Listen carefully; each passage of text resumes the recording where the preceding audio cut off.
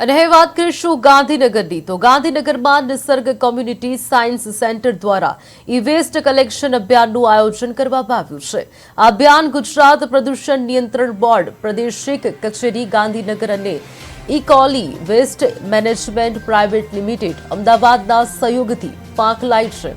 છેલ્લા 5 વર્ષથી ચાલતા આ અભિયાન દરમિયાન જાગૃત નાગરિકોએ અત્યાર સુધીમાં 35 ટનથી વધુ ઈ વેસ્ટ એકત્રિત કર્યું છે. દિવાળી નિમિત્તે ઘરની સફાઈ દરમિયાન નિષ્કાળિત કહી શકાય કે ઇલેક્ટ્રિકલ અને ઇલેક્ટ્રોનિક્સ વસ્તુઓ જેમ કે lamps, tubelight, TV, refrigerator, washing machine, air conditioner, printer, cartridges, જૂના સ્પીકર, મોબાઈલ અને કોર્ડલેસ ફોન સહિતના ઉપકરણો પણ એકત્રિત કરવામાં આવે છે.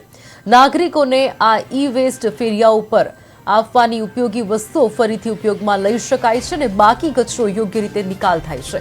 અભિયાન 10 ઓક્ટોબર 2025 થી 18 ઓક્ટોબર 2025 સુધી રોજ સવારે 10 વાગ્યાથી સાંજના 5 વાગ્યા સુધી ગાંધીનગર ખાતે યોજાશે. એકત્રિત ઈ વેસ્ટ માટે નિયમ મુજબ ટોકન આપવામાં આવશે.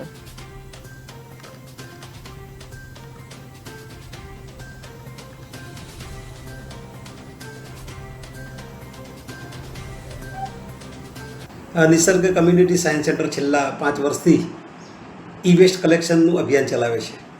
દિવાળીમાં આપણે આપણા ઘરમાંની સાફ સફાઈ કરીએ છીએ ત્યારે એમાંથી ઘણી વખતે ઇલેક્ટ્રિક અને ઇલેક્ટ્રોનિક વેસ્ટ નીકળતો હોય છે, જેમ કે મોબાઈલ ચાર્જર છે, હેડફોન છે, ઘણી બધી વસ્તુઓ છે, ટીવી છે, જૂના વીસીઆર છે.